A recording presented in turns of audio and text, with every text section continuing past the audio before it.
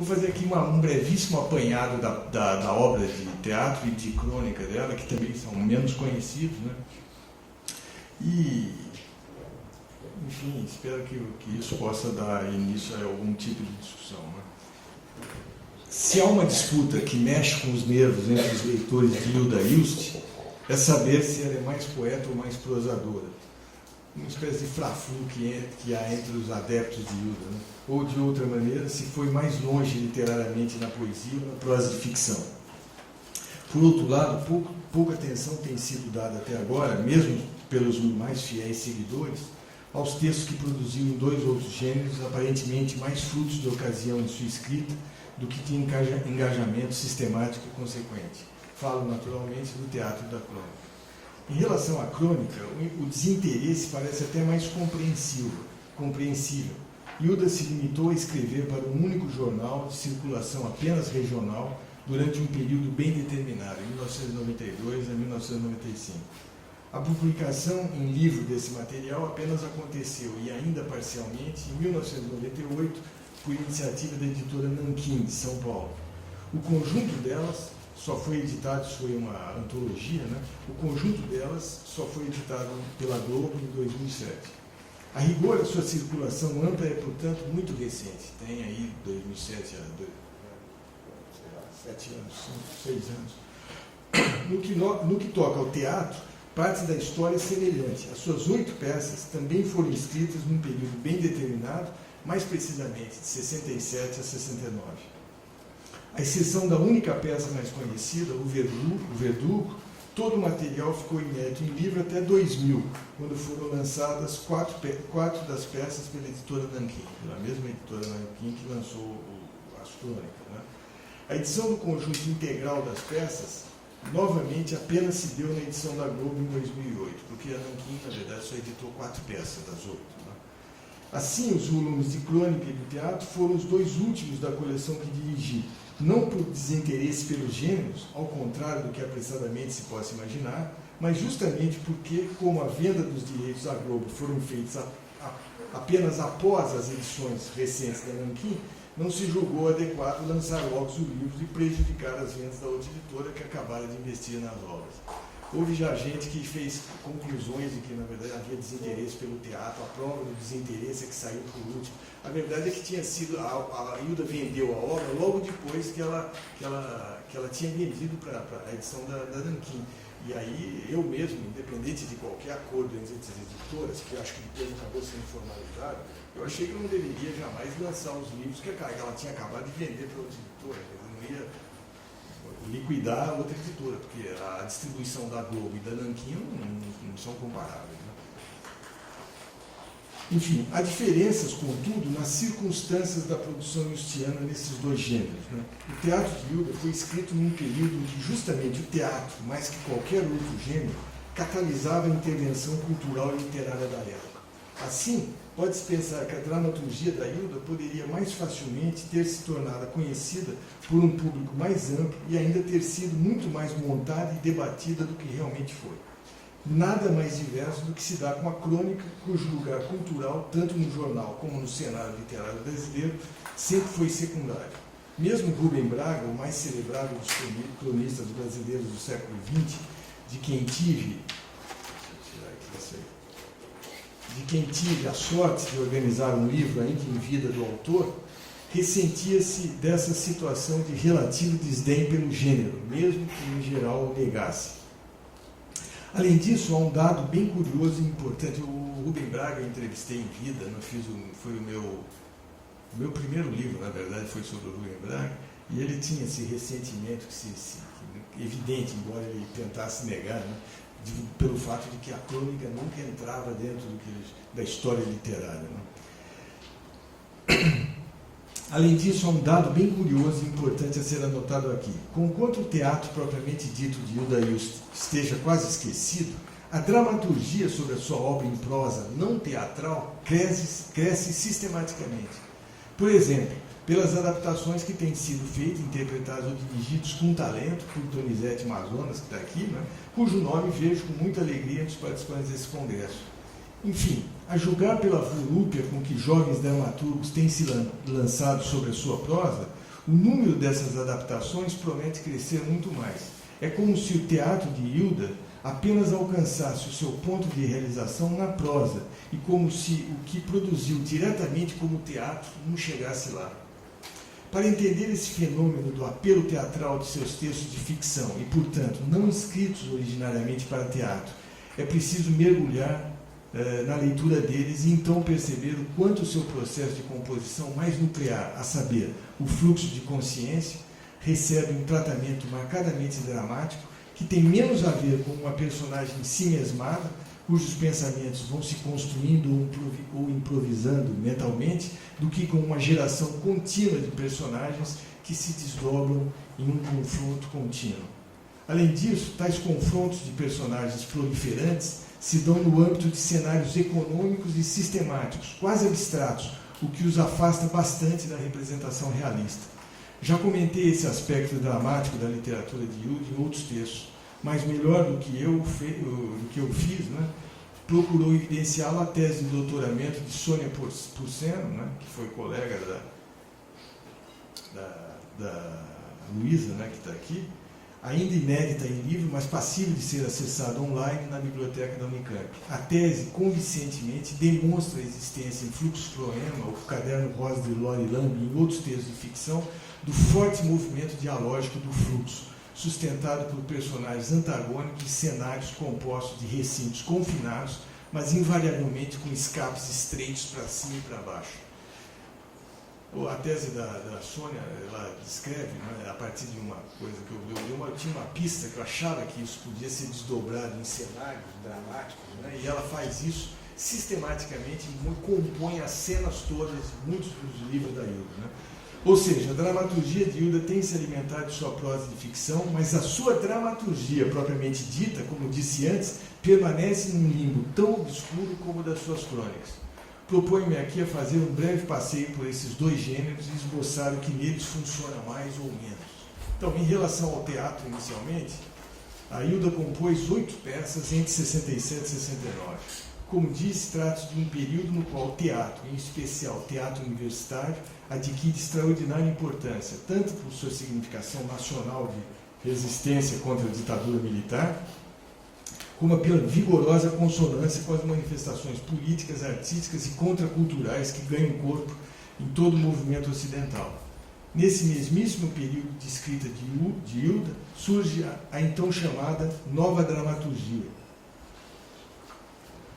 com autores e peças que redimensionaram o alcance da dramaturgia nacional. Plínio Marcos, em primeiro lugar, mas também Zé Vicente, Antônio Bivar, Consuelo de Castro, Leila Assunção e Isabel Câmara. Todos, ainda muito jovens, viam seu teatro se tornar referência para muitas discussões de época. Aqui só mencionar que dessa gente que era um pouco, as pessoas que eram um pouco, digamos assim, os anti-heróis da minha juventude, eu tive a sorte de fazer o Piva na poesia, a Hilda, né, no teatro, e me falta desesperadamente alguma coisa que eu gostaria muito de fazer ainda, de fato, o Plínio Marcos, que eu acho absurdo, digamos, o tipo de edição que se encontra do Plínio Marcos. Eu acho o Plínio Marcos um autor absolutamente magnífico, extraordinário, e a pobreza das edições em que se encontra a obra dele é incrível, é absolutamente inacreditável que se possa fazer isso com ele, né? Então, eu esperaria um dia ainda ter a sorte de fazer o Plínio, né? Mas, enfim, ao escrever todas as suas peças nesse pouco mais de 2 anos exuberantes, né, 67 e 69, Hilda dava mostras de entender o apelo único que o teatro representava naquele momento. Pode-se dizer que foi uma produção de ocasião, mas não uma produção oportunista, pois estavam lá os problemas que se tornariam centrais em sua obra em prosa, que então mal começaram a existir. Ela começa a escrever em prosa, mas sistematicamente a partir de 70. Portanto, o teatro é o que precede, de fato, a escrita dela em prosa, né? Quer dizer, de certo ponto de vista, o efeito mais importante de seu teatro foi o de ensaiar a sua prosa, vamos chamar assim. Poder-se-ia pensar que, em relação à poesia, o teatro não teve efeito significativo, pois esta, como se sabe, Hilda produzia há mais de uma década, tendo obtido já várias resenhas favoráveis de críticos importantes. No entanto, não é assim. imaginar que o teatro não teve importância para a poesia. A própria poesia de Hilda nunca mais foi a mesma depois da experiência de dramaturga e da sua iniciação na prosa. O salto de qualidade é evidente, como vários críticos já apontaram, mesmo na época. Lembraria, por exemplo, da Nelly Novaes Coelho. Né, e eu mesmo já tentei demonstrar em notas à edição de Júbilo, Memória, Noviciado da Paixão, que este livro, de 1974, inaugura uma fase muito mais complexa em sua poesia. A dicção poética alta, de inspiração parnasiana, que até então parecia predominar em sua poesia, ganhou contrapontos surpreendentes de humor, de registro vulgar e de vivacidade dialógica, que lhe deram muito mais alcance estilístico e intensidade de fatura. Desse modo, se o teatro de Hilda parece servir mais à prosa e à poesia do que a si mesmo, por ser episódico, pode-se pensar que, em termos de dramaturgia, ele se resumiria a uma coleta de lugares comuns do teatro militante de época. Até certo ponto, não é uma impressão falsa. Trata-se de um teatro alegorizante, de feitio genericamente didático ou doutrinário, cujo assunto básico gira em torno de uma situação de opressão institucional. O exército, a igreja, o tribunal, a empresa, a escola ou outra instituição exerciam seu programa repressor, aplicando-o contra a população e contra os heróis, perfeitamente distintivos, insubmissos e dispostos a se sacrificar por uma ordem mais justa. Acontece que Hilda, sem deixar de constituir suas peças em torno desses lugares comuns de época, também introduz variantes notáveis no desenvolvimento deles, nem sempre simpáticos às correntes dominantes no pensamento da esquerda.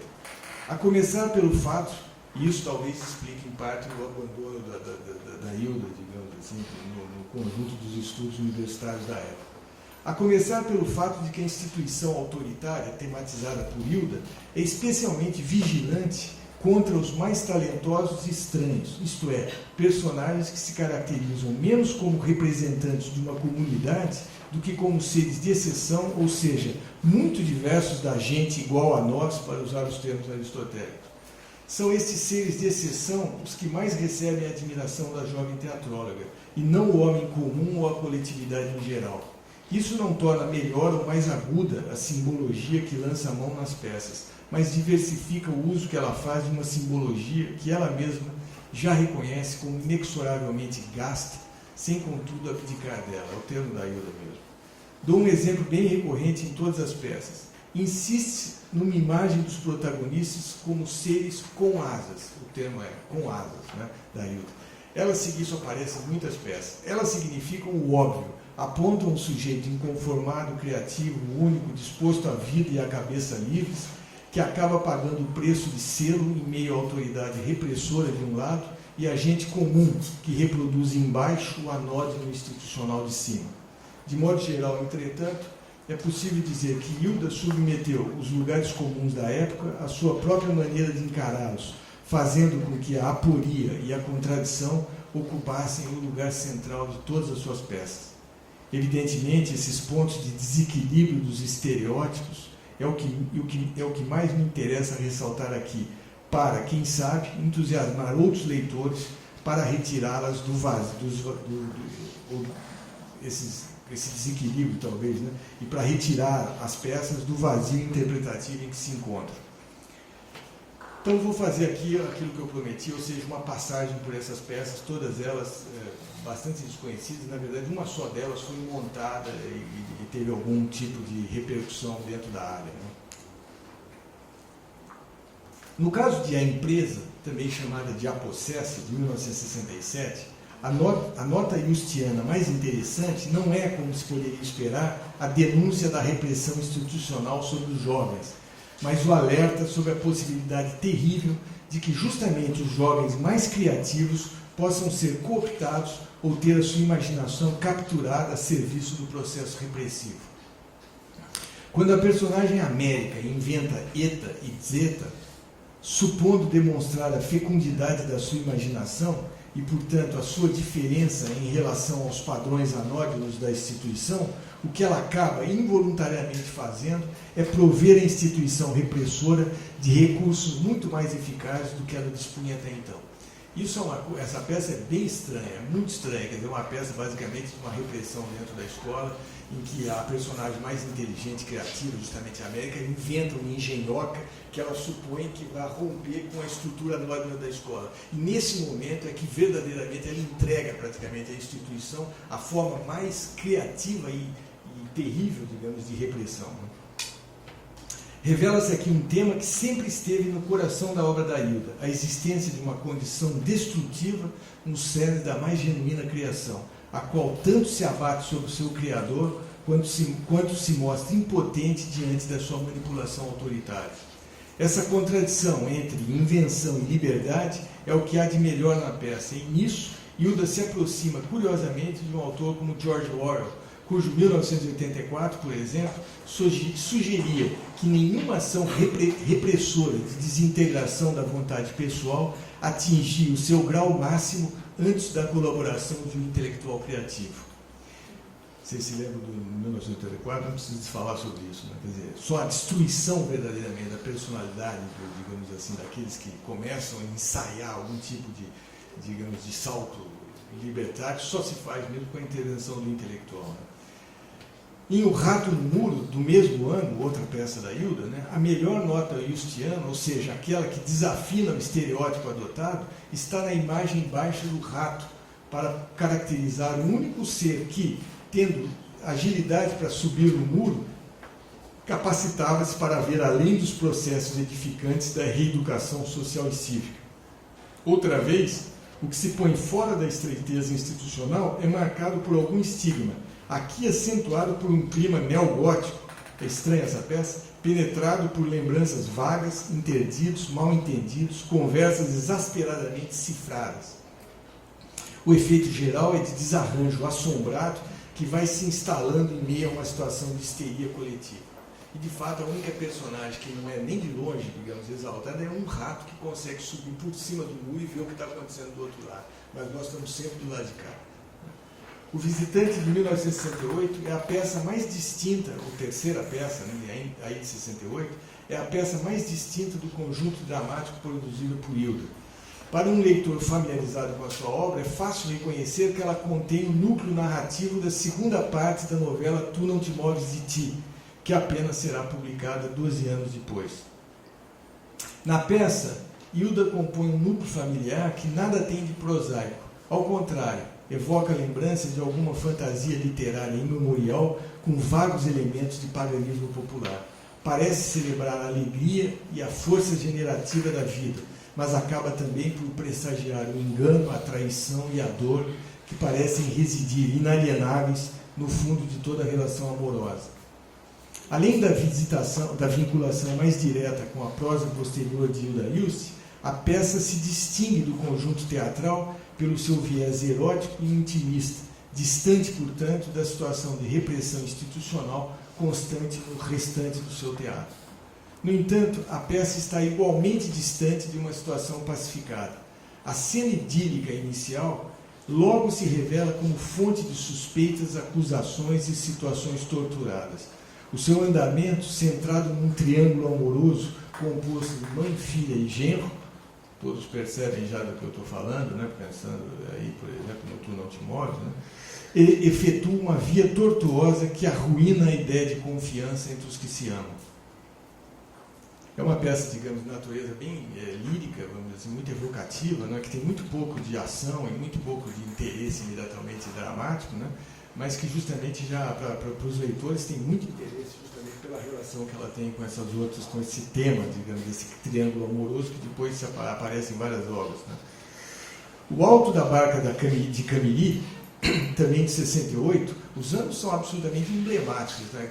Vocês são todos quase muito jovens e, portanto, talvez não sintam o impacto desses anos que eu estou dizendo aqui, né? Mas 67, 68, uma peça que chama O Alto da Barca de Camiri, tem como pano de fundo, obviamente, a morte do Che, né? Do Che Guevara. O próprio título evidencia, já que Camiri, justamente, é o nome da região da Bolívia, onde o Che teria sido morto em outubro do ano anterior. Teria sido morto, porque as circunstâncias da morte ainda são complicadas, talvez ele tenha sido levado para lá, né?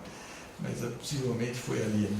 Em outubro do ano anterior. Portanto, ela está escrevendo O Alto da Barca de Camiri, portanto, sobre uma coisa que imediatamente evoca o Che, embora jamais na peça ela fale o nome dele, né? O que também é bastante compreensível, uma vez que no Brasil a situação ali, justamente final de 68, ela está escrevendo isso daí, justamente lá em seguida, né, no final do ano, vai ser justamente o AI-5. Né? Então, no entanto, na peça, o nome do guerrilheiro jamais é revelado, sendo referido apenas como homem. Ele é o homem, né? Homem. O que certamente tem a ver com a censura de época, mas também com os próprios propósitos alegóricos que a autora pretendeu extrair do episódio ao nomear justamente aquele que todos imediatamente reconheciam, ou supunham o Che, como o homem. Né? A cena do julgamento das ações do tal homem. As testemunhas da defesa são figuras igualmente alegóricas, que não recebem nomes próprios, mas são designados pelo ofício, o passarinheiro, o trapezista. Essas são os da defesa. Né? Tais ofícios, percebe-se facilmente, estão no domínio do ar ou das asas, passarinheiro, trapezista, o que traz novamente para a cena a simbologia operacional gasta, a que me referi antes, que o acolhe, mas felizmente também obscurece. Quer dizer, esses clichês de época ela absorve todos, mas ela faz tudo mais ou menos errado e por isso ela dá certo, né? Ou pelo menos mantém o interesse. Né? Outra ilação óbvia é a de que o Che, Bailda, né, tem muito de Cristo. É ele o cordeiro sacrificial imolado com sentido expiatório para a salvação do conjunto dos homens. No entanto, aqui a salvação é uma possibilidade adiada e o Cristo revolucionário é um sujeito ausente. O homem, na verdade, é julgado em absentia, e os atos que lhe atribuem, se o caracterizam como um Cristo solitário, incompreendido, também o esboçam como um ente exclusivamente aludido, não como quem pode tomar para si a palavra. O que é estranho nesse julgamento é que ele é julgado fora da linha absentia, né? Como se fazia na Inquisição, por exemplo, quando não havia o preso, né? E justamente ele estava fora, ou, por exemplo, Vieira foi julgado absentia na Inquisição pelos próprios estudantes. Né? Os estudantes, quando Vieira conseguiu a suspensão da Inquisição de Coimbra, o julgaram, né? Fizeram os estudantes de direito, julgaram em ausência e o condenaram, e queimaram em praça pública, né? Em efígie, como se dizia, né? Criaram um boneco, né? Como se fosse a representação dele, e o queimaram. E, obviamente, a população festejou, porque eu citei muito do que teve de manifestação contrária não foi contra a Inquisição, foi contra a suspensão da festa dos autos da fé que se fazia, né, e que a população acorria com grande entusiasmo. Né. Nisto, curiosamente, lembra mais, né, essa ausência da personagem que é julgada e que nunca pode falar, nisto, curiosamente, lembra mais um herói maldito de romance epistolar gótico, né, cuja presença nunca se dá diretamente ao leitor, mas é apenas referida por outros. Antes de ser corpo vivo, que pode ou não ser condenado à morte, já surge na forma de um morto que continua a assombrar os vivos. O que, curiosamente, lembra uma ilação assim, meio esdrúxula, abstrusa, que eu acho que até vocês não lembram, mas é exatamente como aparece o Drácula, por exemplo, no romance, que ele nunca toma a palavra, ele é sempre referido pelos outros. Né? Além disso, o efeito abertamente cômico dos diálogos e interrogatórios feitos pelos juízos remete a Kafka, ainda mais quando a conversa mergulha em paroxismo de incompreensão e de interferências deslocadas do assento principal. Isso é típico desse teatro da Ilha, é a coisa mais divertida. Começa a falar de um assunto que é sério, né, que é, portanto, a ação revolucionária do homem, né, e começa a ter umas incompreensões, um entende o que o outro fala, e eles começam a sair por uma espécie de teatro nonsense, de absurdo completo, que você começa a rir desesperadamente no meio de uma cena absurdamente dramática que se julga supostamente a vida do herói que é responsável por nós. Né? Então, essa deriva aleatória do julgamento parece demonstrar o nonsense da justiça sustentada pelos juízes. Crítica que ganha força quando se lembra que Hilda Hilst é formada em direito. Ela domina bem esses processos de julgamento. Isso é fantástico, não é à toa que ela faz mais de uma vez isso. Né? E ainda a impossibilidade que eles têm de lidar com a realidade que ocorre fora do palco. Quer dizer, tudo que se passa no palco, eles só fazem confusão, eles nunca conseguem saber, os juízes nunca sabem exatamente o que se passa fora. A ideia de direito é totalmente autônoma, digamos, em relação à sua própria mitologia, vamos dizer assim, e não diz nada sobre o que se passa fora. Né? Dessa realidade de fora, tudo que a peça mostra é as rajadas sucessivas de metralhadora e os gritos dos que vão sendo executados. Você só tem uma ideia de a metralhadora que cruza, digamos assim, a cena, o barulho, e pessoas gritando, como se estivessem sendo torturadas ou executadas. Mas, digamos, do que se passa, eles falam de uma maneira absolutamente vaga e que se tem não chega a dizer nada que verdadeiramente descreva o que se passa. Né? Então, os juízes que o condenam, bem como o homem que é acusado, fazem parte de espaços que não se cruzam e que, até certo ponto, permanecem intocáveis entre si. Anotar também que o termo auto, né, chama Auto da Barca de Camiri, é explorado na peça em sentido equívoco, significando tanto o material processual, quando você fala os autos do processo, né, como a encenação de assunto sacro. O auto, né, que é o tradicional, né, e na Península tem o Gil Vicente, por exemplo, autores que ela lia bastante. Né, pois o processo que condena o homem também acaba atestando a sua natureza sagrada. É curioso, porque o alto, vocês sabem, são representações basicamente da cena do nascimento do Cristo. O alto, inicialmente, ele é exatamente o surgimento do Cristo. Né? E portanto, tem essa natureza, eles, na verdade, se usavam basicamente para representar no período natalino determinadas cenas. Depois isso se estendeu a muitas outras cenas bíblicas, né? que se ilustravam através do alto. Mas, basicamente, ele tem esse caráter sagrado original que ainda compõe junto com isso. Quer dizer, ao mesmo tempo um processo e, ao mesmo tempo, uma espécie de atestado na natureza sagrada do réu. Né? Reforça esse aspecto a personagem do prelado, que é uma delas, né? Que é uma personagem estranha e visto favoravelmente por ela, que não é também óbvio naquele momento. Quer dizer, o prelado é uma personagem importante e ela tem uma visão simpática dele. Né? Então, tomada de modo favorável é a única que pode entender e confirmar que a realidade vivida pelo homem é um anúncio da vida futura, enquanto o julgamento está encerrado em seu próprio impulso de repressão e morte.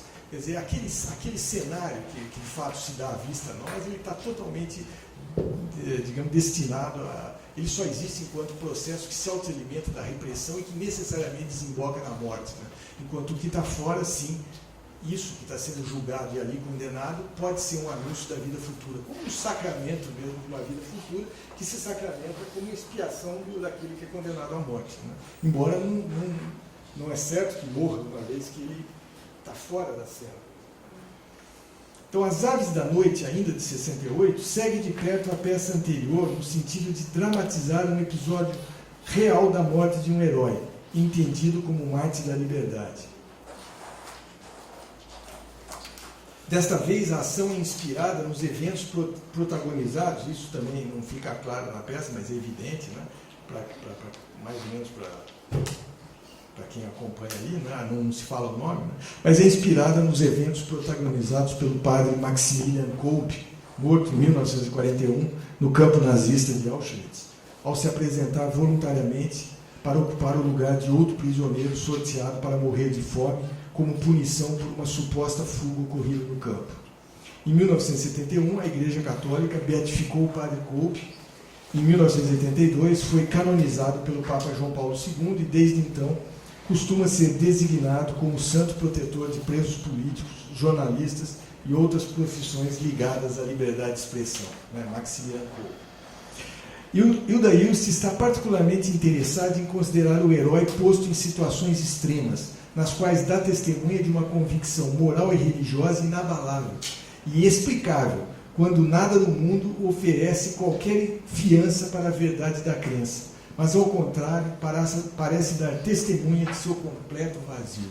Quer dizer, numa situação em que o mundo todo mostra não uma verificação da crença, não uma prova da crença, mas, ao contrário, um vazio completo, quase a prova de que a crença é absurda, é nesse momento justamente que interessa para ela, a espécie em que, digamos, num cenário devastado, uma esperança que surge justamente quando ela nada no mundo absolutamente aprova ou leva a ela. Né? Outro ponto relevante a considerar na peça é a apologia que faz da aceitação do sofrimento próprio e do reconhecimento da humanidade, mesmo dos mais cruéis inimigos, aos quais não se nega a aplicação da metáfora gasta, a famosa metáfora gasta. Também eles, os torturadores, né, são aves, noturnas embora.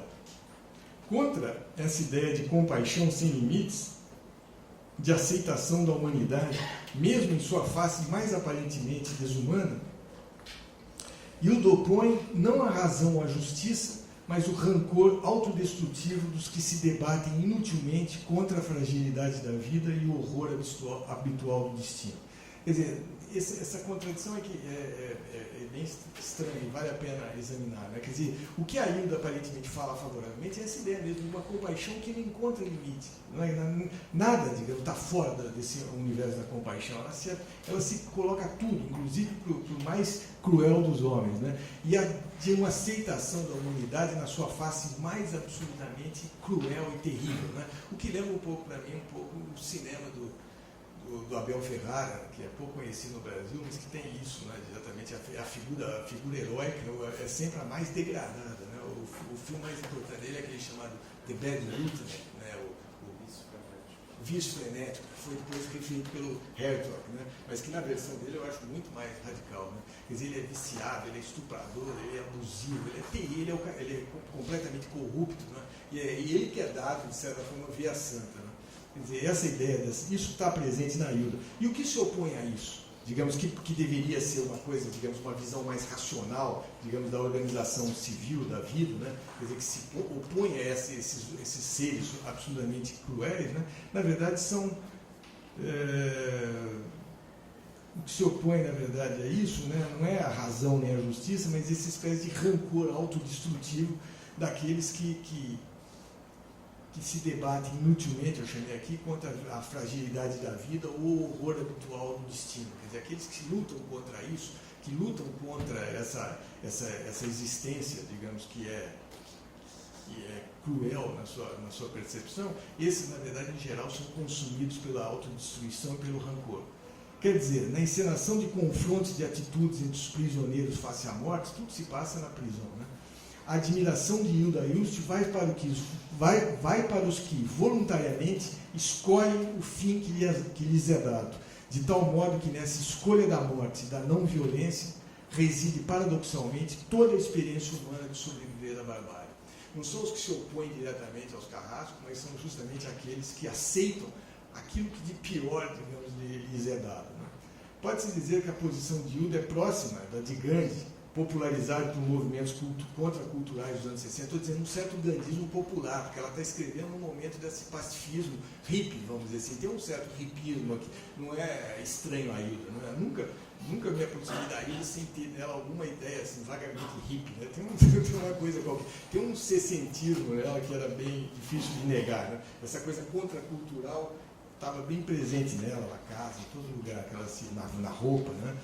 Enfim, tinha qualquer coisa dessa ideia contracultural, né? Mas não há nela também, mas há nela, melhor, também um inegável acento cristológico de afirmação do gesto sacrificial na intemperança do tempo presente. Né? Essa aceitação do sacrifício, que pode ser mais ou menos prazeroso, vamos dizer, não chega a isso nas peças, de modo algum, mas essa ideia, digamos assim, de uma certa crueldade que se adota e que é isso ali que reside o fundo do humano, né? Isso está absolutamente claro. Né? Então, a entrega voluntária à crueldade do outro é o único gesto eficaz contra a ação violenta, seja do carrasco, que é movida pela pulsão de morte, seja do próprio prisioneiro, que é conduzido pela vingança da injustiça sofrida. Esses dois lados, né, são sem saída. Né?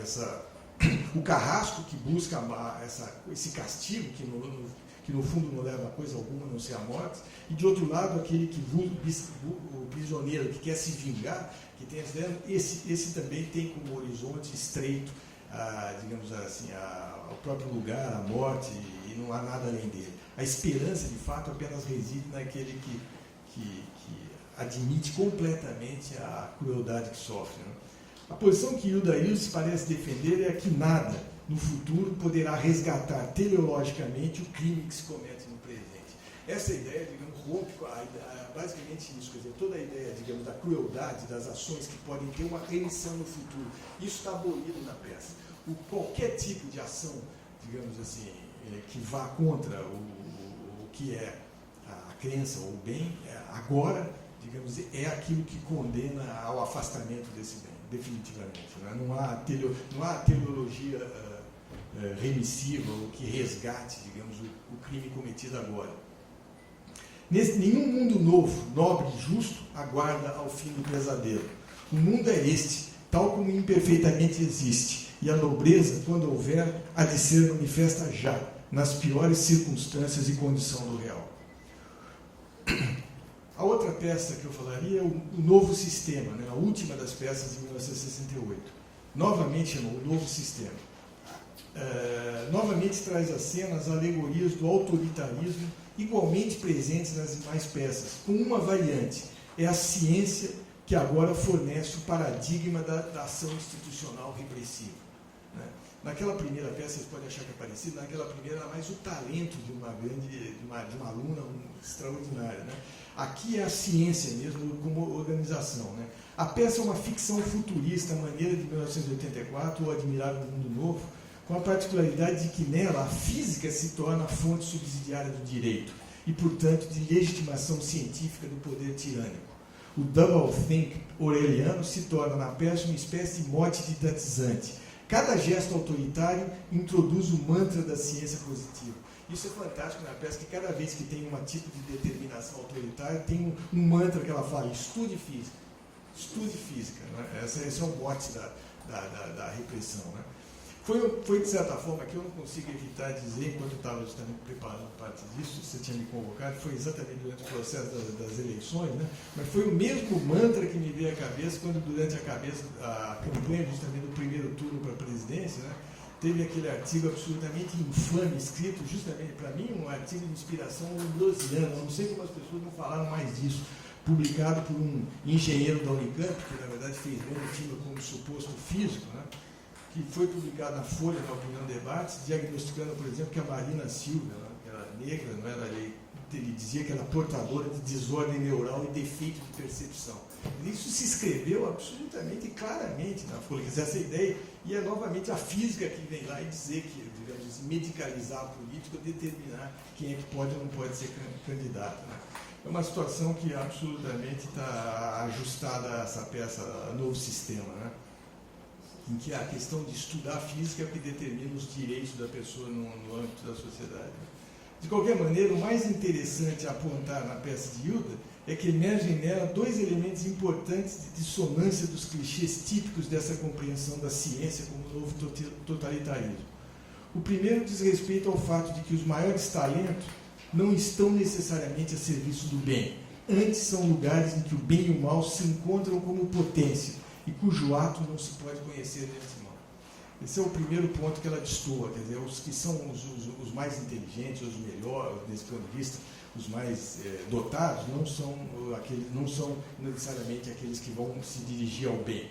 Antes, são aqueles que potencialmente neles, digamos, reside com grande extensão a possibilidade do bem e do mal. Né? Como vai se realizar vai depender de outras coisas e não está resolvido. Né? O segundo ponto que ela destoa dos lugares comuns desse tipo de concepção cientificista da repressão, né, é que na esfera coletiva tende, na percepção da Hilda, né, diferentemente de visões mais, digamos, utópicas ou ingênuas, né, ou otimistas em relação à população, né, no caso da Hilda, essa esfera coletiva, dentro dela tende a predominar uma subalternidade estúpida, da qual nada se pode esperar a não ser a servidão voluntária a qualquer senhor.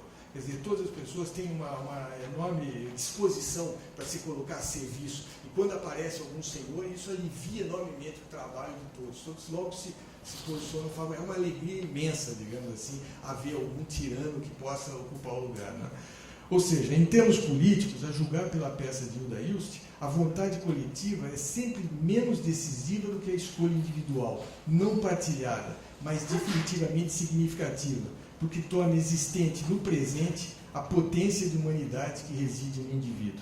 Quer dizer, essa escolha que está presente naquele outro, a escolha no presente da sua ação, aparentemente ela é mais decisiva do que, digamos, uma ideia coletiva mais indistinta, né, mais genérica. O corolário dessa posição é a clara descrença num futuro forjado por uma doutrina revolucionária, que apenas poderia resultar numa nova forma de tirania, ainda pior ou mais cruel, pois mais convicta das suas bases sociais e científicas. Quer dizer, o aparelhamento doutrinário, digamos assim, teórico, as generalizações das formulações, tenderia, quanto mais ela fosse eficaz digamos, em encontrar argumentos para sua justificativa, possivelmente tanto maior fosse a tua tirania. Ou seja, tanto mais arbitrária e menos capaz de se demonstrar, uma tirania mais, digamos assim, rústica, menos baseada cientificamente, talvez pudesse ser mais facilmente combatida. Né? O Verdugo, finalmente, né, de 69, não é a última peça, né, mas é importante, o Verdugo é a única peça realmente conhecida dessas aí. Né? O Verdugo, que é de 69, é a peça mais representada de Hilda e também a única que chegou a ser premiada e publicada em seu próprio tempo de escrita. Repete-se nela o mesmo esquema de julgamento já presente no Alto da Barca de Camilly e que a autora mostra domínio, certamente em função de sua formação em direito. Também não é difícil sustentar que, novamente, o homem, tem mais um homem em julgamento, é o Tchê, cujas características cristológicas, já assinaladas, são agora ainda mais acentuadas pela forma de parábola adotada em seu discurso. Ao falar justamente por meio de parábolas, vale dizer, alegoricamente, a questão da interpretação passa a ocupar o primeiro plano do drama. Justamente quando tudo é alegórico nessa peça, né, a questão da interpretação da alegoria vem absolutamente para a chave, é a chave de todo mundo se sente obrigado a interpretar cada uma das coisas. Né? O que, no caso, implica a tentativa de compreender o paradoxo da luta armada e, portanto, da violência, no caso do Verdugo, né, num projeto cuja destinação final é a relação amorosa entre os homens. A grande questão aí é isso, discutir como se justificar, por exemplo, a violência e a luta armada como resistência, né, num projeto cuja destinação afinal é a da relação humanitária ou civil entre o conjunto dos homens. Né. Então, a resposta aventada pela peça contempla dois movimentos distintos. Né.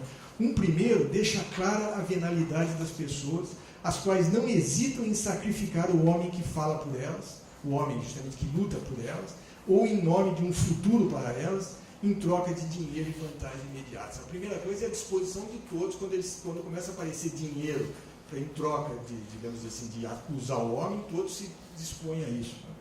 Então, nisto, a cena do julgamento de rua retoma diretamente a do julgamento de Cristo por Pilatos. Né?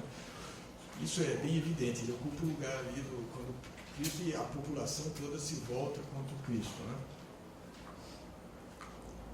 Um segundo movimento ensaia uma justificativa para as grandes patas de lobo, que é uma coisa um pouco surrealista que aparece na peça, né? As grandes patas de lobo que são desenvolvidas pelos chamados homens coiotes. Como são chamados os que resistem à execução da pena injusta pelos juízes. Então, os que resistem são chamados de coiotes, né? Os homens coiotes, e eles começam a adquirir grandes patas de lobos, né? Patas muito agressivas, né? Que aparentemente capazes de grande força. Né? É como se, diante da arbitrariedade tirânica, apenas a violência dessas patas agisse em favor da instauração da justiça, ou ao menos de uma etapa de sua efetuação progressiva. Quer dizer, como era evidente a injustiça do tribunal, e era evidentemente arbitrária todas as decisões, essa criação das patas, aparentemente, digamos, num primeiro momento, certamente ela se dá como uma instauração de justiça. Quer dizer, como uma coisa que resiste, de alguma maneira, à injustiça que se estabelece ali. Então, nesse sentido, há uma espécie, podemos dizer que talvez haja uma espécie de relativa justificação da violência. Né? No entanto, a peça, mais uma vez, evidencia a impotência da revolta, pois os homens coiotes apenas assistem, sem conseguir reagir à execução de seu líder. Assim, se o Verdugo, quer dizer, ele aparentemente essas mãos fortes que eles começam a criar, é importante e estabelece um princípio de resistência justificado. Mas, ao mesmo tempo, eles não conseguem fazer o principal, que é salvar o próprio líder. Né? Assim, se o Verdugo acentua a feição cristológica do líder revolucionário, que padece a morte pelo bem dos que o vendem, também reforça uma tradição de leitura revolucionária do Cristo, como fazia, por exemplo, evidente nesse momento, o Pasolini, né, em 64, com o seu Evangelho segundo São Mateus. É evidente que aqui a Hilda está totalmente, tem um viés pasoliniano, né, que tende a justificar e, enfim, entender a necessidade da violência na luta pelo direito. Quer dizer, podemos dizer aí que, embora haja uma certa impotência nisso, há também uma visão de compreensão, vamos dizer assim, sobre a violência que ocorre nesses processos de arbitrariedade do direito. Né? Enfim, a última peça escrita por Hilda foi A Morte do Patriarca, também de 1969. Novamente, trata-se de uma encenação em ambientes confinados e quase sem ação, a não ser de ordem subjetiva e intelectual. No palco são exibidas imagens enormes de Cristo, de líderes revolucionários, além de um surpreendente Ulisses homérico, como estratégia de atrair e manipular a ação de um grupo de jovens revolucionários, prestes a tomar o Palácio Papal. Tem nessa peça o Palácio Papal, né, que vai ser atacado pelos jovens revolucionários. Ali tem grandes figuras, né, que o próprio Papa coloca como sugestão para fazer com que os revolucionários, se tornem menos agressivos, ou enfim, começam a buscar caminhos de compreensão. Tem figuras do Marx, do Lenin, do Mao. No meio dessas figuras também tem o Ulisses do Homero. Curioso isso aqui, realmente. Você vê como aí, essa desafinação da Hilda que é legal. Enfim, o andamento da peça, enfim, deixa ver que é Cristo, tem o Cristo também, né, ali. É Cristo, mais do que Ulisses, ainda mais do que Ulisses, né, o principal objeto de simpatia da autora, ao contrário de Marx, Lenin ou Mao. Mas nenhum deles, ou nenhuma das imagens deles, consegue blindar a igreja quando eclode a revolta popular contra a autoridade. Quer dizer, ela usa tudo isso, a igreja usa isso como atração, como forma de tentar conter a revolta. No entanto, isso é insuficiente. Assim, resumida a ação, a peça pode parecer um passo adiante do Verdugo na aceitação da violência revolucionária, né? Porque agora os revoltosos vão lá e derrubam mesmo, invadem o palácio. Não é o caso, porém. Os jovens que invadem o palácio e matam o Papa o fazem sob os incentivos daquela mesma sinistra figura que antes instruiu o Papa que cai, e que inclusive o aconselhou a usar essas grandes imagens para conseguir acalmar a população, que é o demônio. O verdadeiro conselheiro tem essa estrutura, é uma figura demoníaca, né? A iconoclastia dos jovens, portanto, carrega dentro de si a mesma semente do mal que produziu no passado a ascensão da própria igreja. Deus e os anjos apenas observam, sem intervir, possivelmente antevendo o desgraçado fim da história. Quer dizer, aparece o Deus ao longe, assim, vendo, olhando e deixando a coisa rolar e percebendo que a coisa, como se fosse uma cena tediosa, é o mesmo que sempre se dá. O mais marcante no andamento da peça, entretanto, é menos o seu desfecho cético do que o humor anárquico que desenvolve em meio às cenas mais dramáticas, produzindo diálogos agudos e ágeis, com um tipo de tratamento que será marcante na prosa posterior de Hilda. Aí também os diálogos são fantásticos, são muito engraçados, muitos deles, né? E tem, às vezes se afastam bastante do tema da peça, né? Enfim, como apresentação sucinta do teatro de Hilda, é o que me ocorre dizer. Reforço o fato de que são peças que praticamente não tiveram encenação profissional, a não ser, como eu disse, o Verdugo. Não funcionaram, portanto, até agora como teatro propriamente dito, isto é, com personagens atuando em cena diante do público. A falta de ação, o enredo abstrato, o acento colocado sobre a palavra poética, uma discussão política que mais parece condenar a política, um teatro popular que parece implacável com o povo, visto sem qualquer idealização, certo catolicismo padecente e vitimista que contamina o pacifismo, o repúdio às posições polarizadas da época, sem deixar de acentuar cada um dos polos, um olhar mais agudo para as contradições e as incongruências das diferentes posições de jogo, mais do que para a clareza ideológica que um e outro pudesse ter. Enfim, qualquer coisa, ou tudo isso, resultou no fracasso do teatro da Hilda Illustre. Sempre que volto ao texto das peças, me pergunto se elas, que foram desenvolvidas de maneira mais complexa e radical na prosa da ficção de Hilda, teriam ainda a chance de funcionar como teatro. E não tenho resposta nenhuma para essa indagação. Os textos têm bons momentos, situações potencialmente fortes, posto que realizadas. Mas como saber o que vale um teatro que não é encenado? Se o fosse, imagino que demandaria fortes adaptações, uma vez que as tópicas revolucionárias e as metáforas gastas com as quais dialoga são já ruínas ou quase isso. Ou seja, como agora fazer reaparecer esse teatro? Essa é a grande... Se há interesse nesse teatro, realmente é uma questão para mim,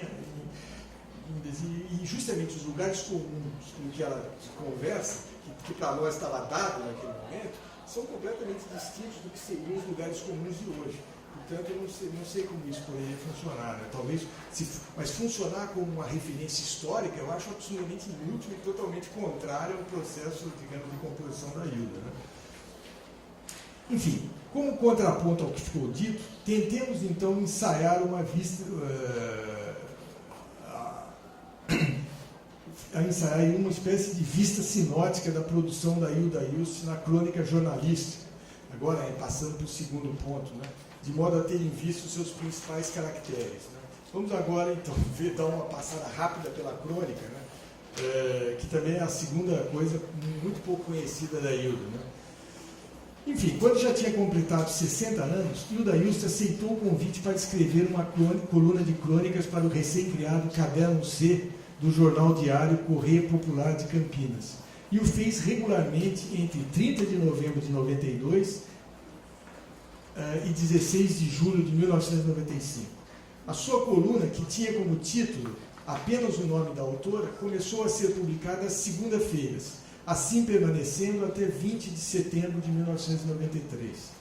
A partir de 17 de outubro de 1993 até o final de sua colaboração, que eu já falei, né, em 95, julho de 95, passou a circular aos domingos, sempre tendo como editor do caderno o jornalista Jarim Mércio. Eu fiz questão aqui de dizer o nome, que é muito importante falar o nome do Jarim, porque ele bancou a Hilda aos domingos no Correio Popular, e isso não foi fácil. Isso talvez não pareça, não sei, mas foi absolutamente incrível. Esses editores, como os da Globo, né, o Carelli, que disse, o Joaci, eles foram realmente admiráveis o tempo todo. Né?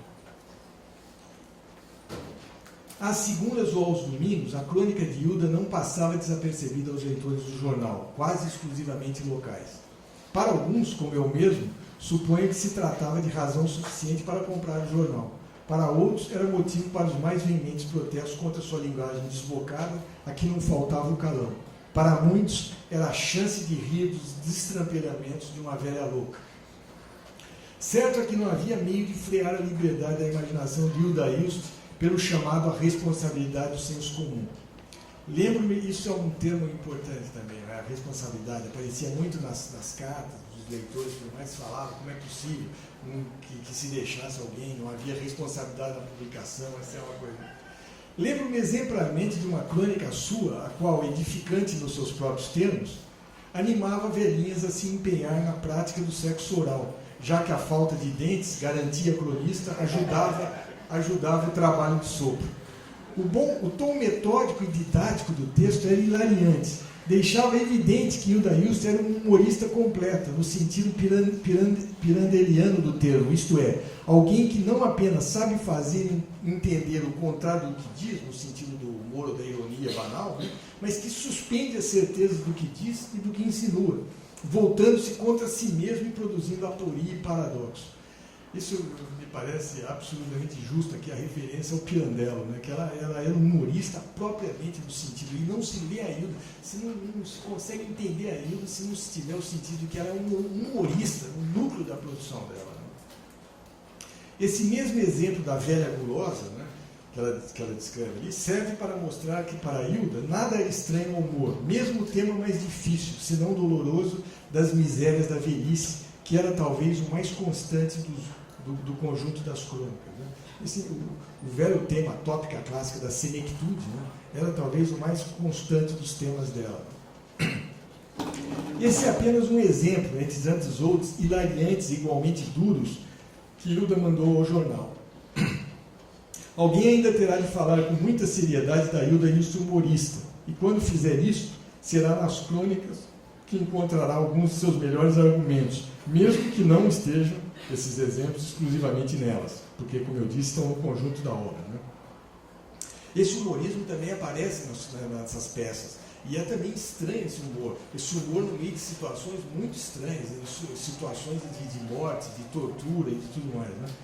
No Brasil, que sempre se louva de muito engraçado, Há poucos autores que pratiquem de fato uma escrita de alto nível, no qual o humor seja um componente tão decisivo quanto a Hilda. Estar sob o influxo do humor das crônicas de Hilda é, de alguma forma, estar implacavelmente exposto a um processo educativo, entendido como aprendizado de rir de si mesmo e de desistir de toda afetação vulgar, seja da autoridade, seja de intelectual sério, intérprete, seja de intérprete de grandes aspirações nacionais.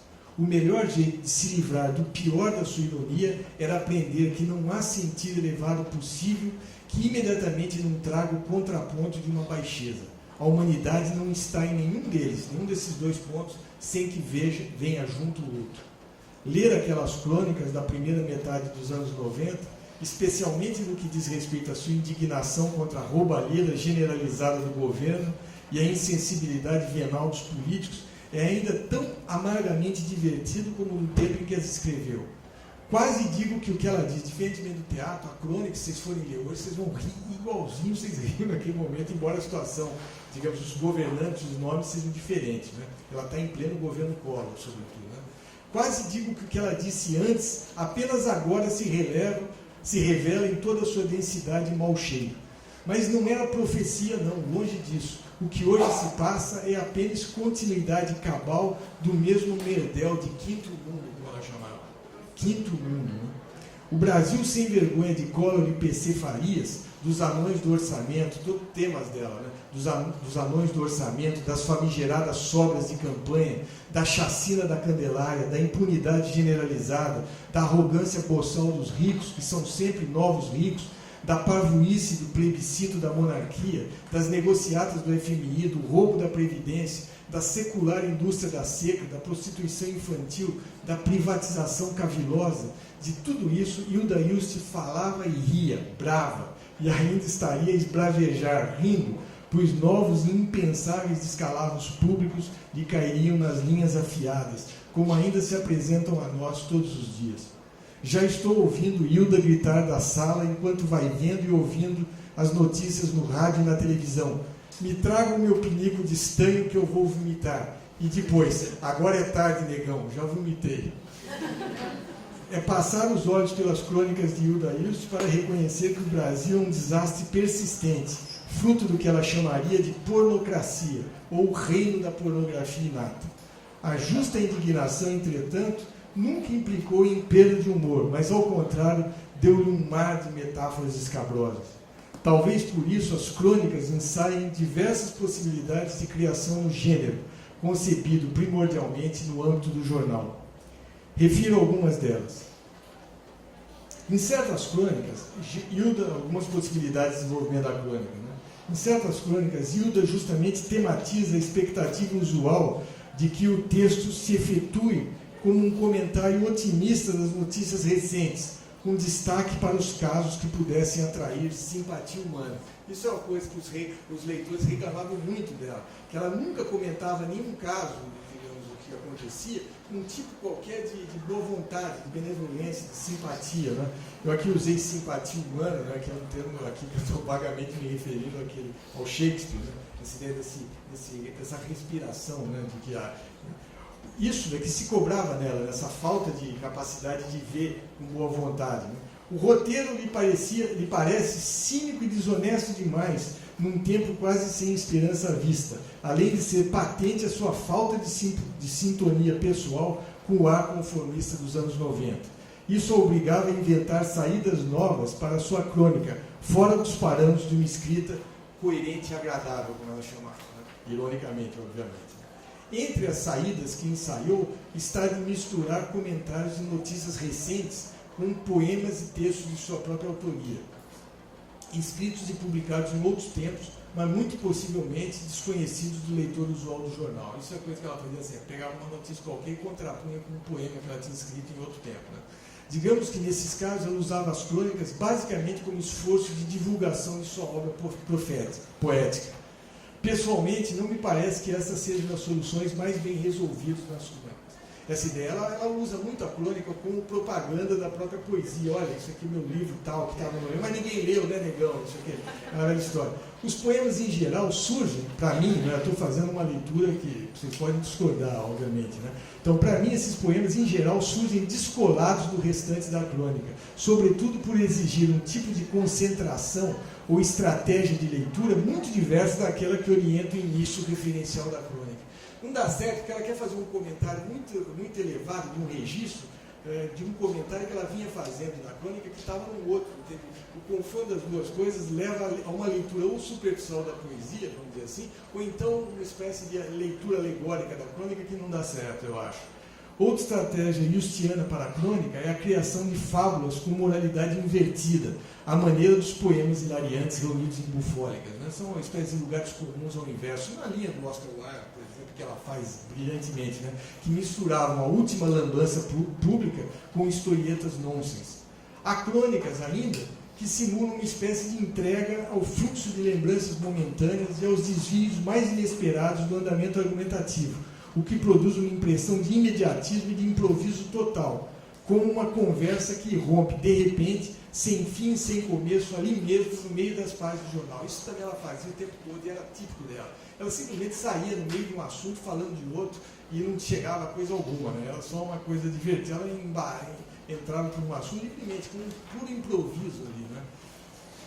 De modo geral, eu diria que as estratégias inventadas por Hildo, como ela fazia também ao vivo, quer dizer, tinha uma coisa de piadista mesmo, de conseguir conversar em qualquer lugar, ela tinha coisa de inventar situações, de produzir, fazer todo mundo gargalhar ao vivo, um pouco como um humorista assim, de stand-up. A Hilda, como o Plínio Marcos que eu citei, são pessoas inacreditáveis ao vivo, gente que começava a falar sozinho, que fazia uma sucessão de piadas, sempre piadas incômodas, que faziam com quem visse sempre mais ou menos piada com um certo mal-estar. Era uma figura bastante incômoda, digamos assim, ao vivo, raramente, ao mesmo tempo que se ria, em geral você percebia que você ficava também ressabiado e torcia para terminar. Né? Isso, as piadas que ela contava, por exemplo, quando ela estava, assim, quando tinha vezes que ela falava em público, por exemplo, na Unicamp, no tempo que ela estava lá, né? Muitas vezes ela fazia coisas absolutamente inconvenientes e difíceis de suportar ao vivo. Né? Por exemplo, quando tinha uma pessoa que estava falando, tinha uma menina dormindo, que era uma coisa assim, à tarde, aquele calorão e tal, dormindo assim, cochilando depois do almoço, no bandejão, aquela comida, né, pesada, ela estava falando, alguém, uma menina dormiu assim na frente, aí ela mandou assim, acorda essa menina aí, a outra assustou, acordou, a menina acordou assim, o que você tem, minha filha? Você tem vermes? Que você tem vermes, porque eu estou aqui falando, porque eu estou aqui falando, você está entendendo? Eu sou um Joyce, eu estou aqui para você, eu sou um Joyce. O Joyce está aqui falando e você dormindo. Aí ela fica assim, não, você precisa prestar mais atenção, hein? Alguma coisa assim, quer dizer, uma coisa, isso assim o tempo todo, assim, essa coisa de, a coisa ao vivo com a Hilda, ela falava coisas incríveis. As cenas que eu presenciei com a Hilda são coisas que é difícil até de contar. Ela fazia as coisas mais absurdas. Com o reitor, com o presidente da FAPESP, ela fez coisas inacreditáveis, impensáveis, né? Enfim.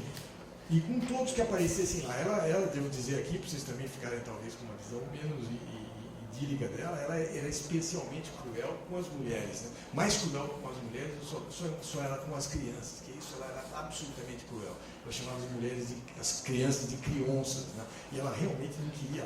O filho, inclusive, do Mora, que agora ficou herdeiro, que até ela deu tudo para ele, né? Todas as coisas dela deu para o filho do Mora. Mas quando ele passava por perto ali, ela dava cada pito no moleque, que era um negócio assim absurdamente. Eu que tinha um monte de filho, ficava constrangido, absolutamente com aquilo. Eu queria absolutamente consolar o moleque. Ela era terrível com as mulheres, e com as crianças e com as mulheres também. Era raro. Quando eu tentava, às vezes eu levava alguém ali, porque eu pedia algum aluno, uma amiga que eu tentava levar. Nunca teve uma vez que eu fiquei um pouco, quer dizer, tinha que rebolar para depois arrumar, porque ela ficava furiosa. Enfim, era cruel, qualquer coisa. Se alguém, sei lá, me lembro de uma vez, por exemplo, ela ficou assim, vinha aquele cachorrado, você descia do carro no meio da coisa, vinha 70 cachorros pulando por cima, todos, e era meio natural, todo mundo pulava, sei lá, sabe, tinha cachorro grande, quer dizer, as pessoas mais ou menos pulavam. E aí a primeira coisa que ela fazia, quando ela dizia, que é, minha filha, tem medo de sexo? Coisa assim, né? E ninguém nem conhecia, quer dizer, às vezes ela nem olhava para a cara, demorava para até de reconhecer a presença, dependendo se falasse alguma coisa que ela julgasse suficientemente inteligente, ou sabe-se lá que tipo de outro critério que ela tornava existente ou inexistente, enfim. Enfim. De modo geral, então, eu diria que as estratégias inventadas pela Hilda nas crônicas privilegiam um procedimento básico, o de colocar no centro da roda uma imagem caricata do leitor habitual do jornal, que ela conhecia bem, ela fazia caricatura das imagens que ela tinha muito bem, ela sabia muito bem, porque ela recebia cartas, os caras do jornal passavam, e a maior parte das cartas, um trabalho sobre isso, das cartas que ela recebia no jornal, são incríveis, porque eu não sei se eles guardaram, se jogaram fora, não tenho a menor ideia do que fizeram com isso no jornal, mas eles passavam para ela algumas coisas, diziam, porque pediam para ela maneirar, porque ela estava chamando, ela tinha ódio, né, grande sobre ela, né? Enfim, essa imagem, o principal procedimento era esse, colocar no centro da roda uma imagem caricata do leitor habitual do jornal, no extremo oposto de qualquer ideia do leitor utópico, de que fala, por exemplo, alguns escritores, por exemplo, Boris Groys fala do leitor utópico que anima, né? Alguns escritores que falam da situação na Rússia stalinista, como era importante, digamos, para os autores, uma imagem de um leitor que fosse capaz de se colocar fora, digamos assim, da ordem do Estado. Né?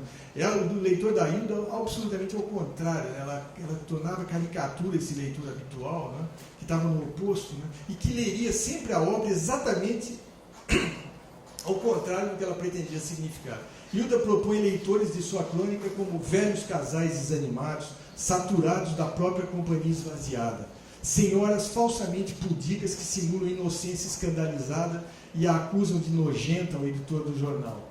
Representantes da sociedade campineira, que é o que ela fala várias vezes, a sociedade campineira, né, que vocês sabem que ela mesmo conhece muito bem, porque a sociedade campineira, que é uma coisa, não sei se em São Paulo vocês têm ideia do que significa, porque é a ideia digamos assim, desse passado quatrocentão, né, da ideia dos barões do café, que é mesmo exatamente a mesma origem da Hilda, né, que tem a família, você sabe, da família Almeida Prado de Jaú, que é uma quatrocentana absolutamente de 4 costados. Né? Então ela se entende perfeitamente com essa ideia, né? Mas ela fala, representantes da sociedade campineira, que ao contrário do que supunham, não se distinguem em ignorância do que ela chama povão, caterva, populacho, é como ela chamava. Esses daí, a sociedade campineira, parece um passo, né? Está sempre...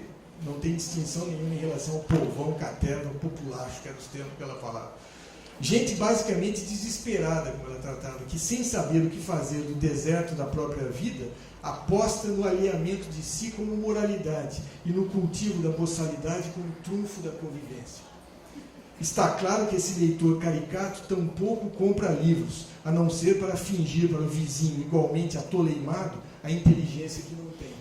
Quer dizer, pois Hilda toma essa caricatura e amplifica até abarcar a humanidade inteira. Isso que é terrível e isso que aparece nos livros. E então, de tal leitor, ela não pleiteia fraternidade ou sequer amizade, mas, ao contrário, declara-lhe divórcio radical, cujo performativo é dado pela fórmula. Sou gente, não. Isso é uma coisa que ela fala quando ela conta assim, quando ela vai contando os casos do que acontece, as coisas que ela faz, eu não sou gente. Isso aí é gente, eu não sou gente. Sou gente não. Quer dizer, se assim são as pessoas, Deus me livre de ser uma delas. Né? Então ela vai contando casos aquele caso que tinha em Santa Catarina, vários casos, aquela fardo boi, coisas com tratamento de cães, né? Enfim, essa brutalidade mais geral, ela alinhava um monte disso. Ela diz, sou gente não. Outro dos mantras, o oposto do estudo físico, né? Sou gente não. Quer dizer, se assim são as pessoas, Deus me livre, né, como eu disse, de ser uma delas. Essa é a variante Ustiang do I would prefer not to, né? Frase com que Barrow, o célebre personagem Melville, faz recuar o seu ofício mecânico e contingente de escriba a um estado de negatividade primordial. De modo geral, entretanto, as crônicas significam a abertura para uma grandeza artística, que eis aí, infelizmente, tal como se passa no teatro, a meu ver, não se efetua verdadeiramente nelas, nem na crônica, nem no teatro. São geralmente resumos, síntese cômicas, desfechos caricaturais de algo que já se passou de modo mais íntegro ou efetivo em outro lugar. São um modo despachado de dizer de novo o que já se disse, ou o que ela já disse, né? Mais e melhor na prosa ou na poesia, mas que ali, no campo do jornal, gera sobretudo a alegria perversa de maltratar quem não a leu. É o que pensei em dizer, portanto, nessa breve apresentação de uma Hilda Hilst, suficientemente grande para poder ser apreciado ainda no que tem de menor.